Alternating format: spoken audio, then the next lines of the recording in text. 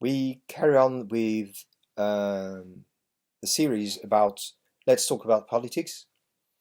So now it's episode number 4, and today I wanted to talk about the character of Joseph of Arimathea. Joseph can be found in all the 4 Gospels, but if you want to have a specific reference to it, have a look at Luke chapter 23, verses 50 to 56, and you will see who Joseph is. Joseph of Arimathea was a member of the Sanhedrin, which is a kind of parliament and court of justice of the Hebrew society of that times. So Joseph was a member, and he was opposed to the condemnation of Jesus during his trial, and secretly a follower of Jesus, and went to Pilate to be allowed to get the corpse of Christ in order to embalm it. So the why I talk about him is because I want to talk about the topics of convincing, and I want to try and show you, and you will see why, that it's impossible to convince people by reason, by rhetoric. It's only possible to convince people by experience. So Joseph had a different journey in his faith than the other members of the Sanhedrin, because at that time it was clear for the Jews that the Messiah should be a warrior, a conqueror, someone who will lead the Romans way outside from the Palestine, and liberate Israel from the oppression of the Romans. So they had this idea of a conqueror, and definitely not a Messiah like Jesus was. All the more than Jesus was pretending to be the Son of God. And that was their theology, and it was impossible to change their mind. Except that, for instance, Joseph, who wasn't able to change their mind, had himself his mind changed, because he was in contact with Jesus, and he witnessed the miracles, the liberation from sin, and the feeding of the poor, and things like this, and up to the Calvary of Christ on the cross. So he was able to have a different experience from who Jesus was, and this is why he was a follower of Jesus. So why do I say that? It's because I want you to realize how mind can be changed, and how different parties can be totally opposite and are unable to understand themselves. So for that, I'm going to take 3 examples, and I will take them in a chronological way. So the first of all, I will talk about the example of the Brexit. The Brexit, we've got the Brexiters and the Remainers, and they are 2 different sides, 2 different societies. The Brexiters mainly are in areas where people are distraught by their kind of losing their references, their way of thinking themselves as English, Welsh, Scots, or Northern Irish, because they feel threatened by the globalization. They are losing their values. They are seeing the world outside like a threat. All the more than in UK, you've got quite a lot of people from outside, foreigners coming. So this is, for them, it's disruptive in the way they see UK. But also because some of them are from deprived area, not all of them, but some of them are from deprived area, and they are looking for a way of having a better life. And they were promised things, they were promised a better life during the campaign, and they are hoping for that. And they are genuine about this. They think that they can do better on their own. And they were nourished through the years by politicians pointing the European Union as being the one who prevent them for being creative. And they were listening to reading the tabloids, who were saying that all the problems that we have here in UK are due to the European Union. So this is the kind of experience they have. On the other side, you've got the Remainers, who mainly are people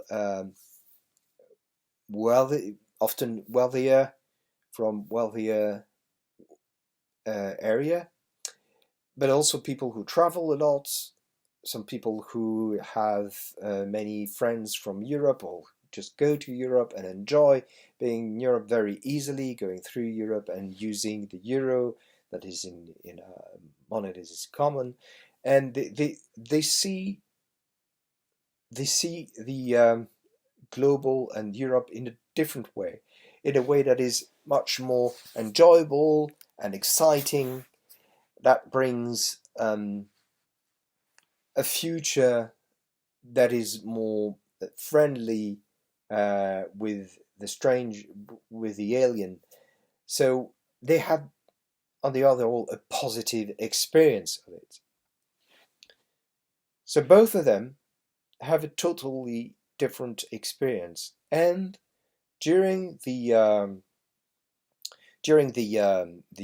campaign, and still now actually, they were arguing at each other with some references that were more about facts and reflection and reason, but actually neither would they be convinced by what the other was thinking, but they weren't convinced themselves.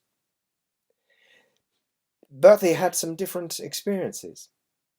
So it was impossible for them to understand themselves and to be reconciled, and it's still the case. Further on, if we take Trump, it's a similar situation. You've got on one side people who are against Trump, people from the different seasides of the United States, and from area who are more crowded, and they have a different experience of what it is to be with people from abroad, and they are not afraid of globalization. They are in wealthy areas. They are not afraid of having immigrants. For instance, in California, they are fine with having immigrants because the immigrants are doing the job they don't want to do. So this is rather a positive way of thinking, a global United States, global United States, implicated in at the global level, and having a nice soft power and a liberal view of what the society is. Whereas people in favor of Trump had a different experience. They were mainly either in the middle, either in north or the south. In north, with deprived area where industrial problems, and who actually were like people in the south with in the agricultural era, are in threat by the global market. So they are very happy with having a Trump that is protecting them from this threat and is protecting their industry. and they don't regard things that could be problematic with him. For instance, in the South, the conservative evangelical do not see at all the fact that he's had some affairs with prostitute, and that he was unfaithful, and that he's very rude towards women, because they just see the fact that he's going to get rid of abortion. So you see, two totally different cultures that are confronting themselves. And there are no arguments, there are no reasons that can change their minds. And you see that, especially when you see the kind of network that they are following. Well, the CNN and CNBC on one side and Fox News on the other side. There's nothing that joins them. Further on, we've got this problem in France, and it's particularly French problem with the hydroxychloroquine and the Professor Raoult, where you have the pros and cons, and it's again two different culture. You've got the culture, especially in the south of France and in Marseille, people who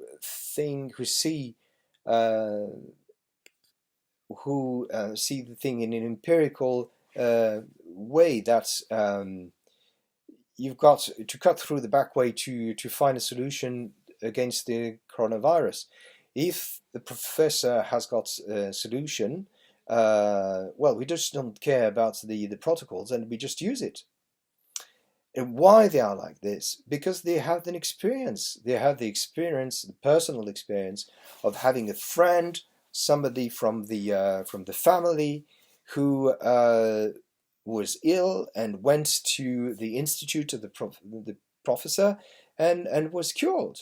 So this is the good experience that they have. So they follow him.